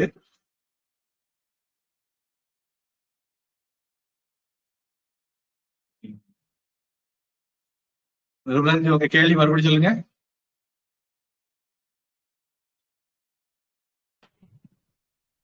ஸ்ருதிக்கும் ஸ்மிருதிக்கும் முரண்பாடு இருக்குதான். அதனால இந்த மாதிரி மனுஷங்க இருக்கிறதுனால சில பேர் அவங்க சௌகரியத்துக்கு அர்த்தம் பண்ண முயற்சி பண்ணுவாங்க. அவங்களுடைய கொள்கை, அவங்களுடைய சௌகரியத்துக்கு ஏற்ற மாதிரி அர்த்தம் பண்ண முயற்சி பண்ணுவாங்க. அந்த மாதிரி சமயங்கள்ல முரண்பாடு வரும். அப்படி வந்தால் அப்ப நமக்கு ஒரு ரெஃபரன்ஸ் பாயிண்ட் வேணும். தங்க நகையில அர்த்த சாஸ்திரத்துல சாணக்கியர் இப்படி எழுதுறாரு. ஒரிஜினல் தங்கத்தை முதல்ல ஒரு கோடு போட்டு வச்சிருவாங்களாம் உரை கல்ல. அப்புறம் நம்ம கொண்டு போறத உரசி பார்ப்பாங்களாம், அதுக்கும் இதுக்கும் கம்பேர் பண்ணுவாங்களாம். அல்லது எல்லா வெரைட்டிலையும் கோடு போட்டு வச்சுக்கிட்டு அப்புறம் இதை ஒரு இடத்துல கோடு போட்டுக்கிட்டு கம்பேர் பண்ணி பார்ப்பாங்களா எந்த இதுக்கு ஒத்து போகுதுன்னு, எத்தனை கேரட்டுக்கு ஒத்து போகுதுன்னு. அப்படிங்கிற மாதிரி அர்த்த சாஸ்திரத்துல சாணக்கியர் எழுதுறாரு. அப்ப நமக்கும் ஒரு ரெஃபரன்ஸ் பாயிண்ட் வேணும், ஒரு கிராஸ் செக் பண்றதுக்கு ஒரு இது வேணும். அது வேதம், உபனிஷத். மற்ற எல்லா புஸ்தகங்களையுமே நம்ம அதுல போய் ஒப்பிட்டு பார்ப்போம். ஒரு உதாரணத்துக்கு நமக்கு இன்னைக்குள்ள டாபிக், இன்னைக்கு எடுத்த கிளாஸ் எல்லாம் போன வருஷம் கிளாஸ் தொடங்கின விஷயம் எல்லாம் நம்ம மனசுல வச்சுக்கிட்டு பார்த்தோம்னா, பெண்கள் மந்திரம் சொல்லலாமா கூடாதா அப்படின்னு ஒரு கேள்வி இருக்கு. இப்ப நாம உபநிஷத்துக்கு வேதத்துக்கு போறோம்.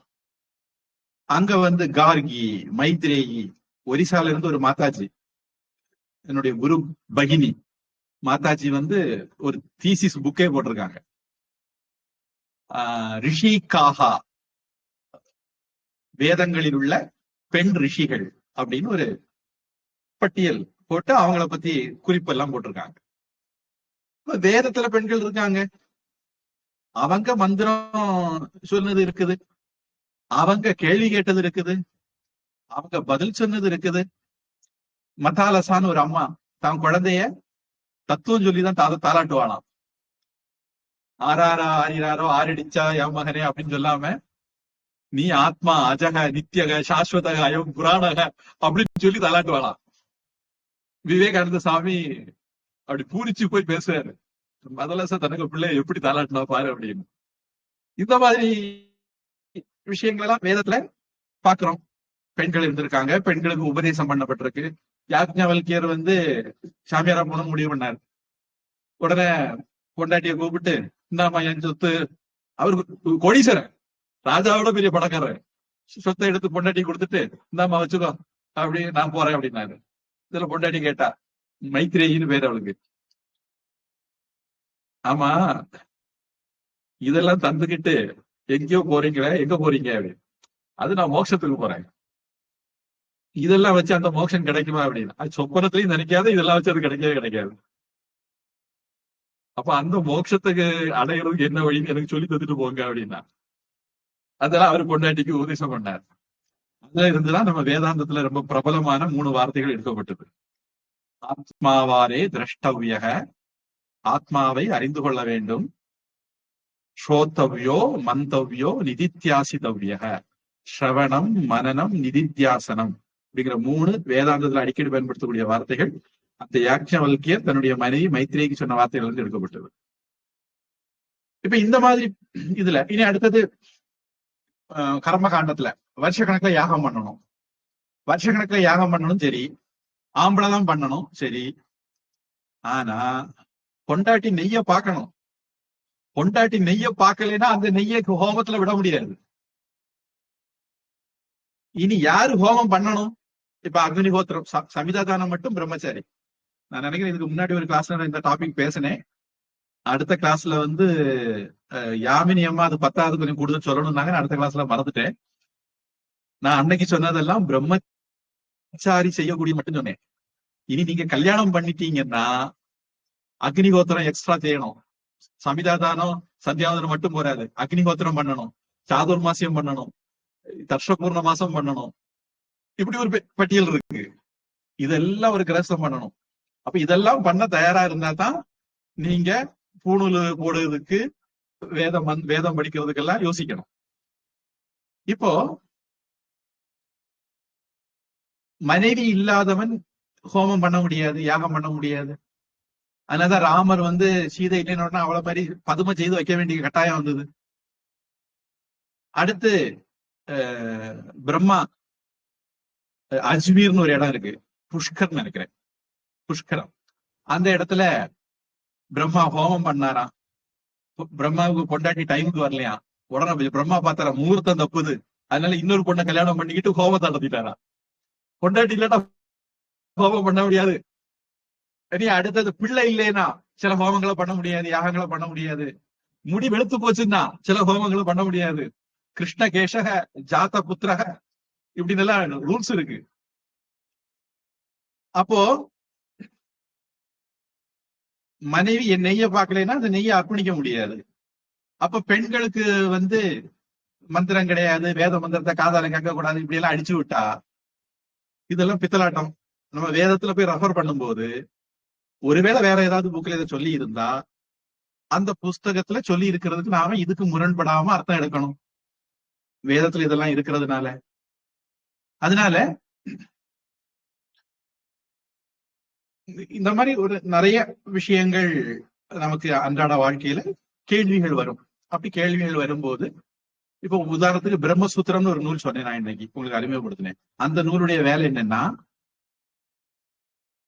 வேதத்துல முக்கியமா உபனிஷத்துல சொல்லப்பட்ட விஷயங்களுக்கு இடையில முரண்பாடு இருக்கிறது மாதிரி இருந்தால் நாம அதை எப்படி புரிஞ்சுக்கணும் அப்படிங்கிறத விளக்குறதா அந்த நூல் பிரம்மசூத்திரம் அப்படிங்கிறது.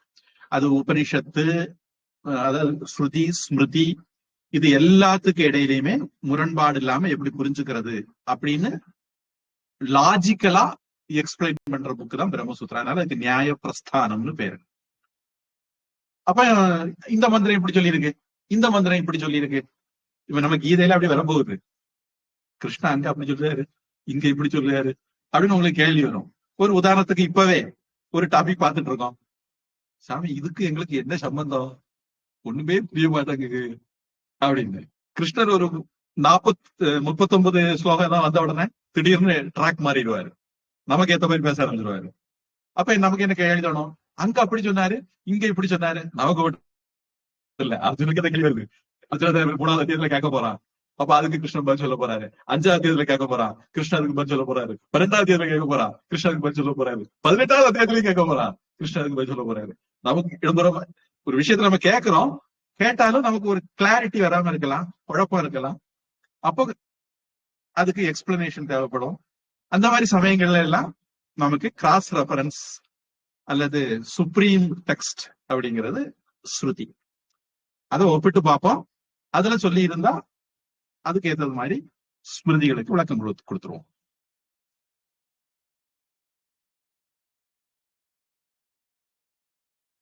அது மாதிரி சாமிஜி ஏனம் அப்படின்னு ஒரு புது வார்த்தை எனக்கு கேட்டோம். ஏவம் அப்படின்னு ஒரு வார்த்தை நிறைய கேட்டிருக்கேன். அப்போ இது ரெண்டுக்கும் என்ன வித்தியாசம், இல்லைன்னா காமனா இதா இருக்கா? ஆமா, இப்ப நான் உங்களுக்கு இந்த சம்ஸ்கிருத வார்த்தைகளை பிரிச்சு பிரிச்சு சொல்றதுக்கு பின்னாடி ஒரு பெரிய சதித்திட்டம் இருக்கு. என்ன அப்படின்னா, நீங்க திருப்பி திருப்பி கேட்கும் போது உங்களுக்கு நிறைய சம்ஸ்கிருத வார்த்தைகள் தெரிய ஆரம்பிச்சிடும், புரிய ஆரம்பிச்சிடும். உங்களை தெரியாமலே பதுக்க தின்றால் பனையும் திக்கலாங்கிற மாதிரி உங்களை தெரியாமலே உங்களுக்கு கொஞ்சம் கொஞ்சமா சம்ஸ்கிருத வார்த்தைகள், அதுக்கு அர்த்தங்கள் எல்லாம் உள்ள போயிட்டே இருக்கும். அதுக்காக வேண்டியதான் நான் ஸ்லோகத்தை அப்படியே படிக்கலாம். எனக்கு தெரியும், நான் படிச்சிட போறேன். நீங்களும் உங்க புக்லயே அப்படிதான் இருக்க போது நீங்க அப்படியே படிச்சதால ஒண்ணும் கெட்டு போகாது. ஆனா நான் மெனக்கெட்டு சேர்ந்திருக்கிற வார்த்தைகள் எல்லாம் பிரிச்சு பிரிச்சு சொல்லி அப்புறம் அதை சேர்த்து படிக்க வைக்கிறேன்னா அதுக்கு பின்னாடி இருக்கக்கூடிய சதித்திட்டம் இதுதான். ஏனம் நம்ம சாண்டிங்ல அந்த வார்த்தை திருப்பி திருப்பி இன்னைக்கு வந்தது. அதுக்கு அர்த்தம் நெருக்கமான ஒரு விஷயத்தை குறிக்கிறதுக்கு அந்த வார்த்தை ஏஷக, ஏனம், இந்த மாதிரி வார்த்தைகள் எல்லாம் ரொம்ப நெருக்கமான அப்படிங்கிற அர்த்தத்தை தரக்கூடிய வார்த்தைகள். ஏவம் அப்படின்னா அது போல, ஏவம் வததி ஸ்ருதி, வேதம் இப்படி சொல்கிறது அப்படிங்கிற மாதிரி அர்த்தம். ஏவம் அப்படின்னா அது போல அப்படிங்கிற மாதிரி அர்த்தம். ஏனம் அப்படின்னா அது ஒரு பெயர் சொல், நெருக்கமான ஒண்ண சுட்டக்கூடியது. பெயர் சொல்ல பிரதி பெயர் சொல், புரோனம். நெருக்கமான வஸ்துவ சுட்டுறதுக்கான பிரதி பெயர் சொல். இவன், இது, அந்த மாதிரி கான்டெக்ஸ்டோடய வரும். ஏனம்ங்கிற இந்த இடத்துல ஆண்பால், ஆத்மா வந்ததுனால ஏனம் அப்படிங்கிற வார்த்தையை பயன்படுத்துறாங்க. அது புல்லிங்கம். இதுவே நபும்சகலிங்கமா இருந்தா ஏதத் அப்படிங்கிற வார்த்தையை பயன்படுத்துவாங்க. இதெல்லாம் ஒரே செட்டு தான். ஏனம், ஏதத், ஏஷக, இதெல்லாம் பேசிக் ஒரே வார்த்தை தான். அதுல இருந்து பிரிஞ்சு வருகிற ஒரே அர்த்தம் தரக்கூடிய வார்த்தை. ஆண்பால் பெண்பால் வித்தியாசத்தோட வரக்கூடிய வார்த்தை. வேற அப்போ ஏனம் அதோட பெண்பால் எப்படி வரும்? ஏஷா ஏனாம் அப்படின்னு எனக்கு ஞாபகம். நான் கொஞ்சம் சம்ஸ்கிருதம் நான் நிறைய மறந்துட்டேன். ஏஷா வந்து பெண், அது சந்தேகம் இல்லை. ஏஷக, ஏஷா, ஏதத்து, அதுல எனக்கு பெரிய குழப்பம் இருக்க மாதிரி தெரியல. அதனுடைய ரெண்டாவது கேஸ், செகண்ட் கேஸ், அது வந்து ஏஷக ஏனம்னு மாறுது. பெண்பால் அநேகமா ஏனாம் அப்படின்னு இருக்கலாம். நான் வெரிஃபை பண்ணணும்.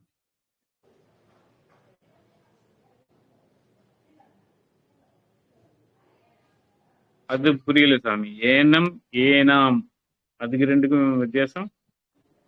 அதாவது சம்ஸ்கிருதத்துல வந்து ஒரு பெயர் சொல் இருக்கும், எல்லா பாஷையிலையும் இருக்கும். சம்ஸ்கிருத சொல் ஒரு பெயர் சொல் இருக்கும். அந்த பெயர் சொல் அது செய்யக்கூடிய செயல்களை பொறுத்து விபக்திகள், வேற்றுமைகளை எடுக்கும். ஒரு உதாரணம், ராமன், அது வார்த்தைன்னு வச்சுக்கோங்க. ராமன் காட்டிற்கு போனான். இங்க வந்து ராமன்கிறது எழுவாய், ஃபர்ஸ்ட் கேஸா வந்தது.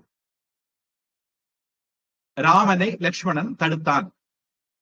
இங்க ராமனை அப்படிங்கிறது செகண்ட் கேஸா வந்தது.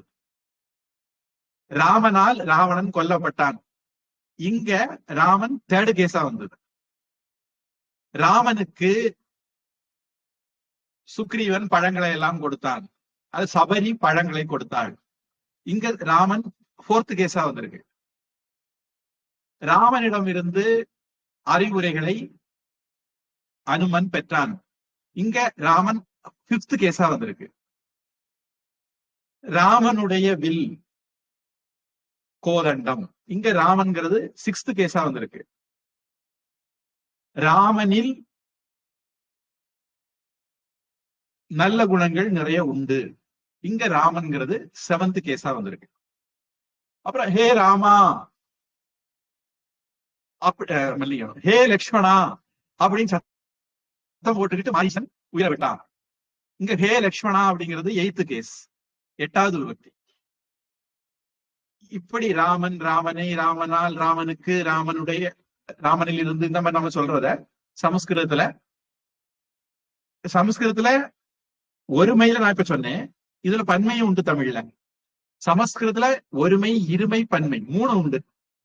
அப்ப அவங்க என்ன பண்ணுவாங்க, ராமக ராமு ராமாக, ராமும் ராமு ராமானு, ராமேன ராமாபியாம் ராமேகி, ராமாய ராமாபியாம் ராமேபியா, இப்படி 9 3 27 ஃபார்ம் வந்துடும். 27 ஃபார்மும் ஒருத்தர் மனசுல வைக்கணும். இத மாதிரி ஏதத் சப்தத்துக்கும் மனசுல வச்சிருக்கணும். நான் வந்து அது மனசுல வச்சிருக்கணும், என் மனசுல இல்ல. அதான் ஒரு குருட்டடி அடிச்சு விட்டேன். நான் இம்முன்னு முடிச்சா அது செகண்ட் கேஸா வரும் அப்படின்னு எனக்கு தெரியும். அதனால ஏஷக ஏனம், இப்ப ஏஷா ஏனாம் அப்படின்னு வரலாம் அப்படின்னு அடிச்சேன். அது தோராயமா அது கரெக்டா இருக்கும். அது ஒரு நேக்குன்னு வச்சுக்கோங்க. படிச்சது வரது போறாலும் இந்த ஓரொன்று 1 2 2 அப்படின்னு வாய்ப்பாடு படிப்போம்.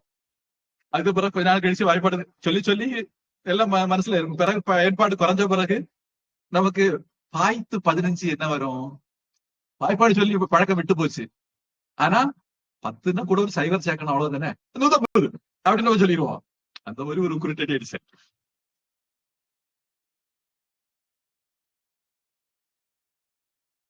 தமிழ்ல வேற்றுமை, இங்கிலீஷ்ல கேஸ், சமஸ்கிருதத்துல விபக்தி அப்படின்னு சொல்லுவாங்க. பெயர் சொல்களுக்கு இந்த மாற்றங்கள் வரும்.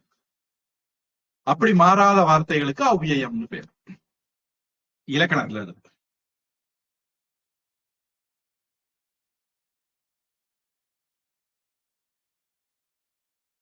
வேற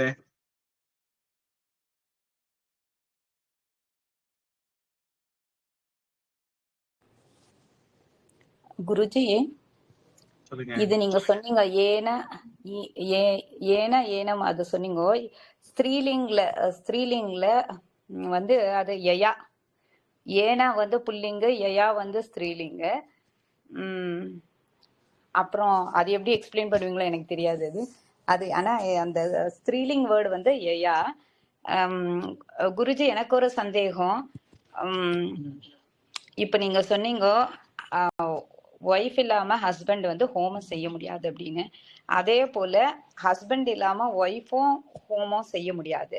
இவங்க 2 பேரும் சரி ஒரு தம்பதிகளா தான் உட்காரணும் ஹோமம் செய்யணும் அப்படின்றது சாஸ்திரத்துல இருந்தா சரி. ஆனா ஒருத்தர் கல்யாணம் ஆகாதவங்களே ஒருத்தர் சிங்கிள்னு நினைச்சுக்கலாமே. இப்ப அவங்க ஒரு வீடு கட்டினா அவங்க ஒரு கிரக பிரவேசம் பண்ணணும் அப்படின்ட்டு ஒரு ஹோமம் வைக்கிறாங்கன்னா அதுலயும் அவங்க சிங்கிளா இருந்து அவங்களுக்கு கல்யாணம் ஆகல. இட்ஸ் நாட் தட் ஹஸ்பண்ட் இல்ல இல்ல இல்ல அவங்க சிங்கிளா இருக்காங்க. It could be a woman, man வேண்டாம். ஆனாலும் அந்த அந்த லேடியுமே ஹோமத்துல வந்து அலௌடு இல்லை. இதுவும் இதுக்கு என்ன காரணம் ஒண்ணு. அப்புறம் இன்னொரு பாயிண்ட் சொல்லிக்கிறேன். அடுத்த 2 வகுப்பு வரமாட்டேன். எனக்கு யாதவா அபியுதய சர்க பிரதம சர்க எக்ஸாம் இருக்கு. மார்ச் 15th பிறகுதான் ஜாயின் பண்ணுவேன். அதுக்காக எக்ஸ்கியூஸ் பண்ணிக்கோங்க, க்ஷமியத்தாம். முடிஞ்சா சேர்றேன், இல்லைன்னா படிக்க வேண்டியது நிறைய இருக்கு.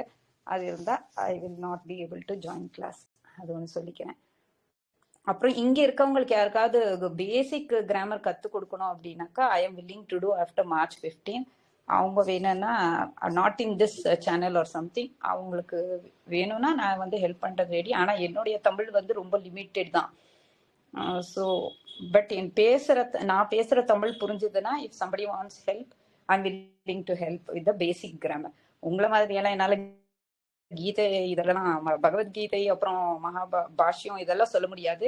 வெரி வெரி பேசிக் சன்ஸ்கிரிட் வேணும்னா நான் ஹெல்ப் பண்றதுக்கு எங்க குருஜி சொல்லியிருக்காங்க. What ever you are learning you are to help start teaching somebody and help. அதுக்காக வேண்டி ஐ கேன் டூ இட். உங்களுடைய அனுமதியும் இருந்தா உங்களுடைய பிளெஸிங்ஸும் இருந்தா I am willing to do it. Thank you.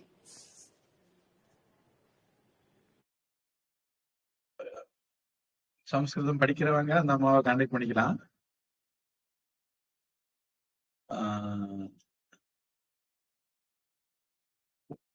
உங்களுடைய இந்த கேள்வி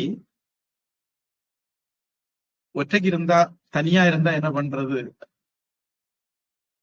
அப்படிங்கிறது என்ன?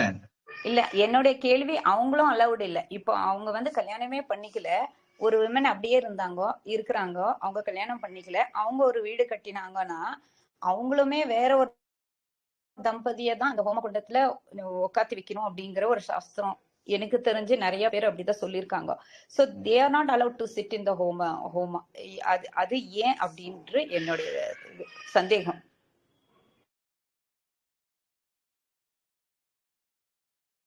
ஆமா, இப்ப பொதுவா நாங்க சன்னியாசிகளை கூட ஹோமங்கள் எல்லாம் உட்கார மாட்டோம். உட்காரக்கூடாது அப்படிங்கிறது நிறைய பேர் இத வந்து ஜாதி சம்பந்தமான பிரச்சனை அல்லது ஆண்பால் பெண்பால் சம்பந்தமான பிரச்சனைன்னு திரிக்க முயற்சி பண்றாங்க. ஆனா உண்மை அப்படி கிடையாது. ஆணா இருந்தாலும் பெண்ணா இருந்தாலும் எந்த ஜாதி வர்ணமா இருந்தாலும் ரூல்ஸ் எல்லாருக்கும் ஒரே மாதிரி தான். இப்போ கோவில் கர்ப்ப கிரகத்துல நீங்க பிராமணன்கிறக்காண்டு உள்ள போக முடியாது. அந்த கர்ப்ப கிரகத்துக்குள்ள எந்த குடும்பம் போக அனுமதி உண்டோ அந்த குடும்பம் மட்டும்தான் போக முடியும். கர்ப்ப கிரகத்துல பிராமணர்கள் எல்லாரும் போலாங்கிற மாதிரி ஒரு பொய் பரப்புரை பண்ணிட்டு இருக்காங்க. அது அப்படி கிடையாது.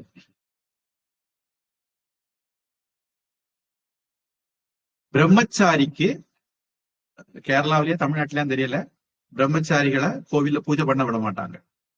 ஏன்னா பிரம்மச்சாரிக்கு அதுக்கு அருகதை கிடையாது. அதாவது லைசன்ஸ் அவனுக்கு இன்னும் கொடுக்கப்படல. நமக்கு புரியுற பாஷையில சொன்னா பிரம்மச்சாரிக்கு அந்த லைசன்ஸ் கொடுக்கப்படல. சந்தியாவந்தனம் சமிதாதானம் ரெண்டும் பண்ணலாம், படிக்கலாம். கர்மங்கள் செய்யறதுக்கான லைசன்ஸ் கிடையாது. எப்ப வரும்? அது திருமணம் பண்ண பிறகுதான் வரும். திருமணம் பண்ண பிறகுதான் கர்மம் செய்யக்கூடிய லைசன்ஸ் வரும், அல்லது கர்மத்தை செய்விக்கக்கூடிய லைசன்ஸும் வரும். இப்ப நான் பூஜை பண்ணணும்னு நினைக்கிறேன், எனக்கு பண்ண தெரியாது, நான் பூஜாரியை வச்சு பண்ண போறேன். அப்படி நான் பண்ணனாலும் எனக்கு திருமணம் ஆயிருக்கணும், அப்பதான் நான் பண்ண முடியும். இப்ப அக்னிஹோத்திரம் மாதிரியான விஷயங்களுக்கெல்லாம் திருமணம் ஆயிருக்க வேண்டியது ஒரு தகுதி, லைசன்ஸ். அப்ப திருமணம் ஆனவங்க தான் எஜமானா இருக்க முடியும். அதாவது நான் செய்யல, ஆனா இன்னொருத்தரை வச்சு செய்ய வைக்க போறேன், புரோகிதரை வச்சு செய்ய வைக்க போறேன். அப்படி புரோகிதரை வச்சு செய்ய வைக்கிற எனக்கு எஜமான்னு பேரு. நான் எஜமான இருக்கனால எனக்கு கல்யாணம் ஆயிருக்கணும். இந்த மாதிரி சட்டங்கள் அடிப்படையில அது இருக்கு. அப்ப அப்படி இல்லைன்னா என்ன பண்றது அப்படின்னா, இப்ப எனக்கு பூணூல் போட வேண்டி இருந்தது. நான் இமயமலையில கிடக்கேன். அப்ப என்ன பண்ணாங்க, அங்க கேம்புக்கு வந்திருந்த ஒரு அம்மாவை பிடிச்சு, ஒரு குடும்ப ஃபேமிலியை பிடிச்சு எனக்கு அம்மா அப்பா ஆக்கி சங்கல்பம் பண்ணி எனக்கு உபநயனம் சம்ஸ்காரம் பண்ணாங்க. ஏன்னா சாஸ்திரப்படி அம்மா அப்பா உபநயனம் பண்ணணும். நான் வீட்டை விட்டு போய் சாமியார போய் அங்க ரிஷியஸ்ல இமயமலையில கிடக்கேன். என்ன பண்றது, சாஸ்திரத்தையும் கடைபிடிக்கணும். அதனால ஒரு அம்மா அப்பாவை வாடகைக்கு பிடிச்சு அவங்க எனக்கு எல்லா சடங்கும் பண்ணி உபநயனம் பண்ணி விட்டாங்க. அதனால திருமணமானவர்கள் தான் சடங்குகள் செய்யறதுக்கு அருகதையானவர்கள். இல்லறத்தார்களுக்கு தான் அந்த உரிமை, அந்த கடமை எல்லாமே உண்டு. அத மனசுல வச்சுக்கிட்டு இந்த மாதிரி விஷயங்கள்ல முடிவெடுப்பாங்க. அப்போ நமக்கு பண்ண முடியாத சூழல் அப்படின்னா நம்ம இன்னொருத்தரை அதுக்கு அதிகாரப்படுத்தலாம். தகுதி உள்ள ஒருத்தரை அதிகாரப்படுத்தலாம். அப்படி அதிகாரப்படுத்தி அவங்க நமக்காக வேண்டி பண்ணி தருவாங்க. இப்ப கோவில்ல போய் சாமிக்கு அர்ச்சனை பண்ணணும், பூஜாரி நமக்காக வேண்டி அர்ச்சனை பண்றாரு, நம்ம பண்ணணும். நமக்கு பதிலா பூஜாரி அர்ச்சனை பண்றாரு. அது மாதிரி நம்ம இன்னொருத்தரை அதிகாரப்படுத்தி அவங்க நமக்கு வேண்டி பண்ணுவாங்க. நீங்க கேட்ட கேள்விக்கு இந்த பதில் போதுமானதா இருந்ததா? இல்ல குருஜி, என்னுடைய கேள்வி ஏன் அப்படின்னு இப்போ எக்ஸாம்பிள்ஸ் குட் வேரி. இப்ப யாரும் இல்லாதவங்களுக்கு கடவுள் தான் அம்மா அப்பா அப்படிங்கறதும் ஒண்ணு நமக்கு எல்லாரும் சொல்லி நம்ம அதையும் கேட்டிருக்கோம். நான் இந்த விஷயத்துல என்ன கேக்குறேன்னா, that lady has built the house, but then she is not allowed to sit in the home and somebody else is authorized to sit there. My question is why in the shastras? Why ஒருத்தர் இப்போ நீங்க கர்ப்பகுடியில போய் ஒருத்தர் பூஜை பண்ண முடியாது, அது அர்ச்சகர் தான் பண்ணணும்னா I understand he is probably Brahmin by birth, he's studied all the Vedas, he is eligible to do it. But when a lady is to sit in the home, why the question is why? That is not answered. இல்ல there in the shastras. அங்கேயும் இல்ல அந்த கான்டெக்ட்லயும் நான் சொன்னேன், படிச்சதுனாலேயோ தெரிஞ்சதுனாலேயோ கர்ப்ப கிரகத்துக்குள்ள போக முடியாது. படிச்சது தெரிஞ்சது கர்ப்பகிரகத்துக்கு போறதுக்கு தகுதி இல்ல. பாரம்பரியமா யாருக்கு ரைட் இருக்கோ அவங்கதான் போக முடியும். அந்த ஃபேமிலி மட்டும்தான் போக முடியும். அது மாதிரி இது ஒரு லைசன்ஸ். அதாவது பூஜை கர்மம் அப்படிங்கிறது வந்துட்டா அதோட நிறைய ரூல்ஸ் உண்டு. வேதாந்தத்துக்கு கிடையாது, ஆத்ம ஞானத்துக்கு கிடையாது. நீங்க சொல்றது எலிஜிபிலிட்டி கிரைட்டீரியால அது வர்றது இல்ல அப்படின்னு சொல்றீங்க, கரெக்டா? ஆமா ஆமா. Okay okay okay okay. பிரம்மச்சாரிகளுக்கு, திருமணம் பண்ணாதவங்களுக்கு லைசன்ஸ் கிடையாது. ஓகே. அத மாதிரி சன்னியாசிகளுக்கும் கிடையாது. யாருக்கு பூணூல் குடுமி இல்லையோ அவங்களுக்கும் கிடையாது. பிரம்மச்சாரிக்கு பூணூல் குடுமி இருக்கும், இருந்தாலும் கிடையாது. இருந்தாலும் கிடையாதுன்னா அவனுடைய டியூட்டி வேற. அவனுக்கு படிக்கிறத கான்சென்ட்ரேஷன் இருக்கணும், வேற விஷயம் அவன் ஈடுபடக்கூடாது. அதுக்கு அடுத்தது அவன் திருமணம் பண்ண பிறகு அவனுக்கு வேத கடமைகள் அல்லது பூஜைகள் அல்லது ஸ்மார்த்த பூஜைகள்ல எலிஜிபிலிட்டி வருது.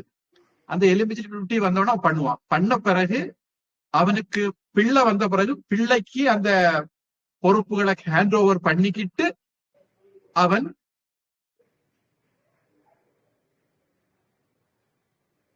அவன் டிராப் பண்ணிடணும். சன்னியாசிக்கு எந்த விதமான வைதிக கர்மங்களும் கிடையாது. சன்னியாசிக்கு எல்லாம் தெரியும். ஒருவேளை அவன் அத்தனை வருஷம் அதை பண்ணி இருந்திருப்பான். ஆனா எப்ப சன்னியாசம் எடுத்துட்டானோ அப்பவே அவனுடைய பண்ற தகுதியும் போயிடும். அதுக்கு மேல அவனுக்கு சாஸ்திர விசாரம் மட்டும்தான். சன்னியாசிக்கும் செய்ய தகுதி, வேற எதுவும் பண்ணக்கூடாது. எலிஜிபிலிட்டி கிரைட்டீரியா மீட் ஆகல. அதான் லைசன்ஸ் காத்துல நான் சொன்னேன். அவங்களுக்கு ரெப்ரசன்டேட்டிவ் யாருங்கிறத அவங்கதான் முடிவு பண்ணுவாங்க. அவங்க பண்ண முடியாதா இருக்கலாம், ஆனா அவங்களுக்கு பதிலா யாரு பண்ணணுங்கிறத அவங்கதான் முடிவு பண்ணுவாங்க. அவங்க முடிவு பண்ணலாம். அந்த ரைட் அவங்களுக்கு உண்டு. Okay okay. சாமிஜி, நிறைய கோயில்கள்ல கல்யாணம் ஆகாத பூஜாரிகள் பூஜை பண்றாங்களே. அதான் தமிழ்நாட்டிலேயோ கேரளாவிலேயோ இதுல 2 சம்பிரதாயம் இருக்கு. ஏதோ ஒரு இடத்துல விட மாட்டாங்க. இப்ப தமிழ்நாட்டுல இப்ப நீங்க பாக்குறீங்கன்னா தமிழ்நாட்டுல விடுறாங்கன்னு அர்த்தம், அது தப்பு. கேரளாவில விட மாட்டாங்கன்னு அர்த்தம். கேரளாவில நீங்க பாத்துருந்தீங்கன்னா தமிழ்நாட்டுல விட மாட்டாங்கன்னு அர்த்தம். அப்படி ஒரு ஒருத்தர் சொல்லி கேள்விப்பட்டேன், ஏதோ ஒரு இடத்துல அது தப்பா நடைமுறை இருக்கு அப்படின்னு சொன்னாங்க. அது கேரளாவை சொன்னாங்களா தமிழ்நாடு சொன்னாங்களான்னு எனக்கு ஞாபகம் இல்ல. பொதுவா குழந்தைகளை விடுறது இல்ல, விடக்கூடாதுன்னு இருக்கு. பிரம்மச்சாரிகளுக்கு படிக்கிறது மட்டும்தான் டியூட்டி, மீது எந்த டியூட்டியும் அவங்களுக்கு கிடையாது. இந்த இடத்துல இன்னொரு விஷயம், அந்த ஏஷா ஏனாம், அதுல வந்து ஏனாம் அப்படிங்கிறது ஸ்திரீலிங்கம், ஏகவச்சனம், தித்தியா விபக்தி. அது நான் சொன்னது சரிதான், நான் தோராயமா அடிச்சேன், ஆனா அது சரிதான் அப்படின்னு டிக்ஷனரி சொல்லுது.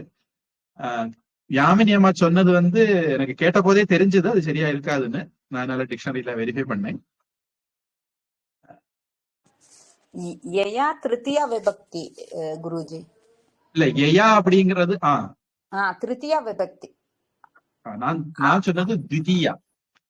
ஏனாம் யயா சரி, திருத்தியா விபக்தினா சரி.